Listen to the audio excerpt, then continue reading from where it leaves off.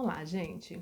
Quando a gente fala do desempenho das organizações, a gente quer entender como que essa organização está agindo para atingir aquele objetivo que ela, colocou para si lá no processo de planejamento.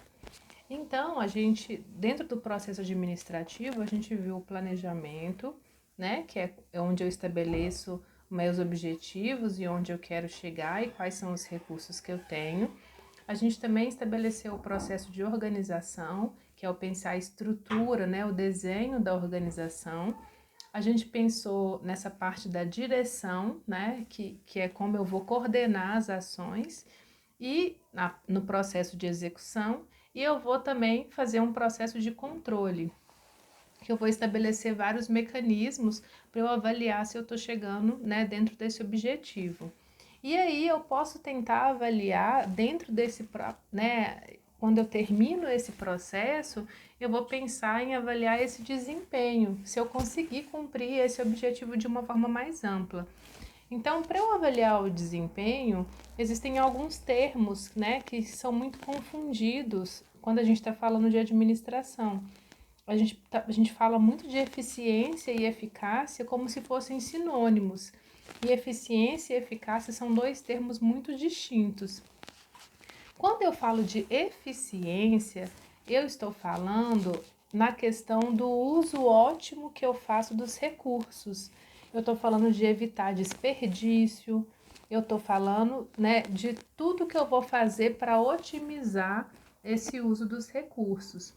Esse recurso, como a gente viu lá atrás, eu posso estar falando de tempo, de dinheiro, de água, de matéria-prima, de pessoas, Estou falando de uma forma ampla.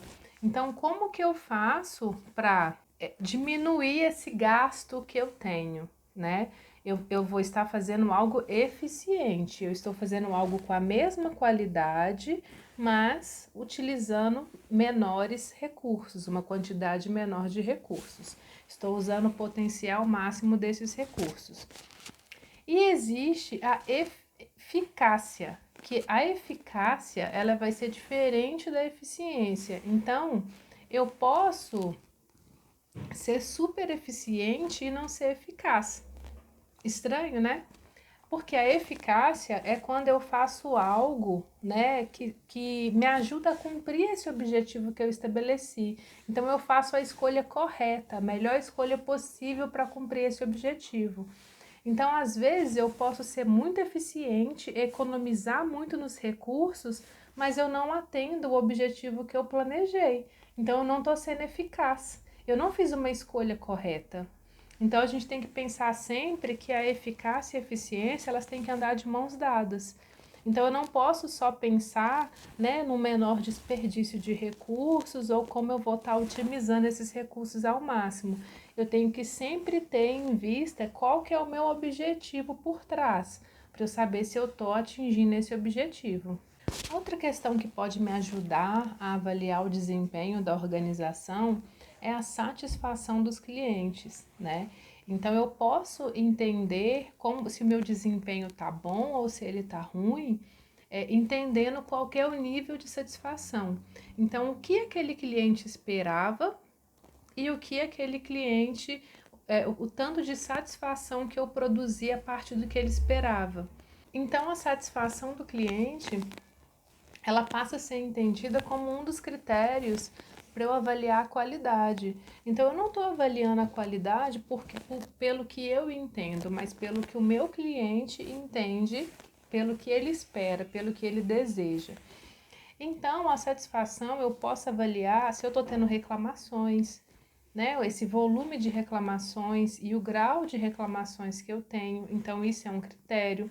Então, eu não preciso ficar apagando posts negativos, mas eu tenho que tentar solucionar esses posts negativos para eu entender esse desempenho.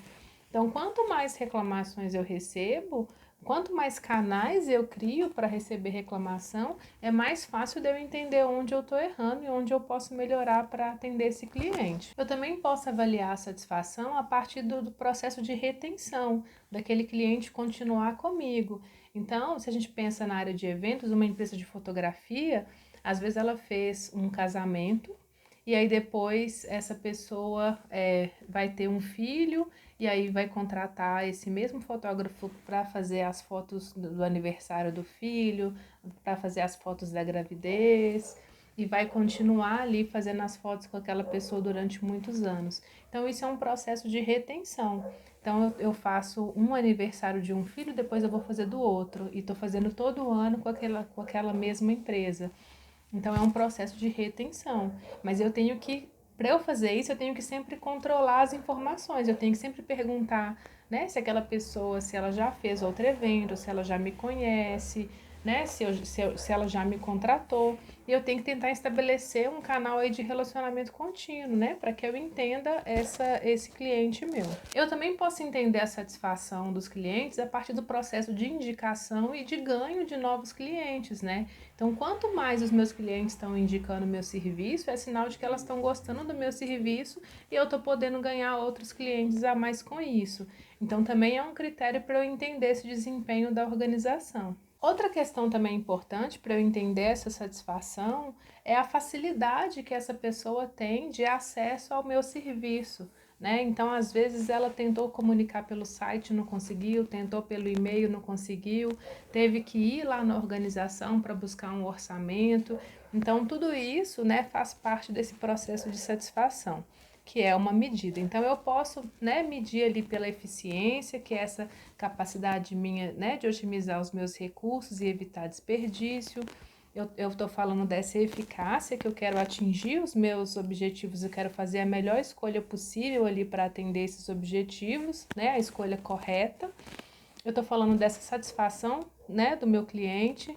Eu posso estar falando da produtividade, né? Então é eu fazer mais com menos tempo, mas sempre prezando por um padrão de qualidade que, né, que eu escolhi ter. Eu posso estar falando, se for uma empresa de capital aberto, né, de satisfação dos acionistas ou dos donos, dos sócios. Eu posso estar falando de impacto na sociedade, né, impacto ambiental, impacto social, o tanto que, né, que essa organização tem impactado e as pessoas têm percebido esse impacto. Então, às vezes, eu estou apoiando algum projeto comunitário, eu estou respeitando as legislações e normas em relação ao meio ambiente, eu estou criando medidas ali, né, de proteção do meio ambiente. Então, tudo isso são formas de eu mensurar, de eu entender esse desempenho. Inclusive punições, né? Porque uma vez que eu recebo uma multa, por exemplo, por uma poluição sonora, eu estou entendendo que o meu desempenho está ficando aquém aí nesse quesito. Eu também posso avaliar o desempenho a partir da aprendizagem organizacional, né? O tanto que aquela organização está disposta a aprender coisas novas, né? Então, às vezes, um processo de trabalho novo, uma tecnologia nova, como que essa organização aprende. E eu posso também estar falando de competitividade, né? Avaliar esse desempenho frente aos concorrentes e a essa possibilidade aí de competitividade da organização. Então, quando eu estou falando de competitividade, eu posso estar falando, né, de um produto ou serviço com muita qualidade. Eu posso estar falando que eu tenho um domínio de alguma fonte, de algum fornecedor, né?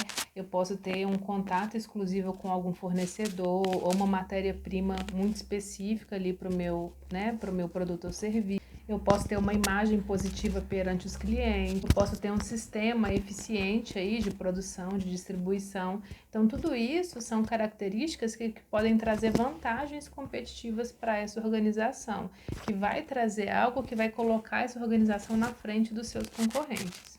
Então, tudo isso a gente faz para avaliar esse desempenho das organizações, e é muito importante a gente entender cada um desses elementos.